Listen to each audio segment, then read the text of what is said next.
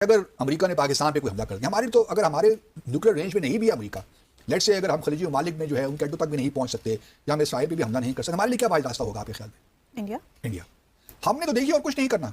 हमने तो अगर हमारी रेंज वहां ना भी हुई और अब हम पे कुछ किसी ने बुरी नजर से देखा तो हमने तो बगैर सोचे समझे भारत पे, मुंबई पे अटैक कर देना है, न्यू दिल्ली पे कर देना है। हमने तो छोड़ना नहीं है। सही। हाँ, देखी जाएगी बाद में, छोड़ना चाहिए भी नहीं। अगर हमारे पास और कोई रास्ता नहीं होगा। ये जाहिल जनाब जो हैं ये भारत में पाकिस्तान की तरफ से 3 साल तक डिप्लोमेट रहे हैं। इनका नाम है अब्दुल बसीत और इनकी बातें जो हैं वो आप सुन ही रहे हैं। मतलब जाहिल पने की कोई भी पराकाष्ठा लिमिट्स जो हैं वो सारी ये क्रॉस करते हैं। इनका ये कहना है कि अगर अमेरिका या इज़राइल आने वाले दिनों में कभी भी अटैक करता है पाकिस्तान के ऊपर तो इनकी जो मिसाइल्स हैं वो इतनी कैपेबल तो नहीं है कि अमेरिका या इज़राइल को निशाना बना सकें। तो ये लोग क्या करेंगे, ये लोग मुंबई दिल्ली को निशाना बनाएंगे, अंधेरी में बॉम्ब गिरा देंगे, दिल्ली में बॉम्ब गिरा देंगे और उसके बाद फिर जो होगा वो देखा जाएगा। अब देखा जाने के लिए इनका ज़िंदा रहना भी तब ज़रूरी होगा, वो ये बचेंगे कि नहीं वो बात की बात है। मतलब रत्ती भर का देश है पाकिस्तान। यूपी और राजस्थान को अगर हम जोड़ दें तो 2 पाकिस्तान उसमें से निकल जाएँ। मगर इनकी आप बातें सुनिए। फिलहाल ईरान, अमेरिका और इजराइल के बीच में युद्ध चल रहा है, हम सबको पता है। लगभग 3 हफ्ते से ज़्यादा का वक्त बीत चुका है। युद्ध की शुरुआत हुई जब अमेरिका और इजराइल ने जॉइंट स्ट्राइक किया ईरान के ऊपर। पहली स्ट्राइक में ही आयतुल्ला खोमेनी जो कि ईरान के सुप्रीम लीडर हैं उनको मार गिराया गया। उसके बाद से IRGC जो कि अब 31 अलग अलग कमांड से कंट्रोल हो रहा है, उन्होंने खूब काउंटर अटैक किया।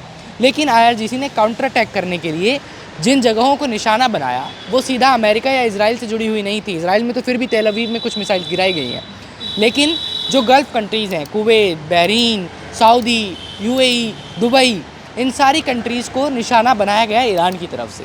इन कंट्रीज़ में जो भी US के मिलिट्री बेसिस थे, चाहे वो नेवल फ्लीट हो या फिर US का मिलिट्री बेस हो या एम्बेसीज़ हो, इन सब पर ड्रोन अटैक्स किए गए ईरान की तरफ से। ये अटैक्स अभी भी जारी हैं।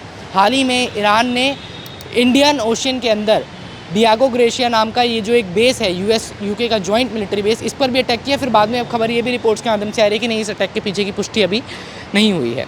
इस कॉन्वर्सेशन के ऊपर डिस्कशन करते हुए ये जो अब्दुल बसीत साहब हैं, इन्होंने अपने एक TV चैनल पे कहा कि अगर पाकिस्तान के ऊपर भी कल को ऐसा कोई अटैक होता है अमेरिका या इजराइल की तरफ से तो हम भी इंडिया के ऊपर अटैक कर देंगे।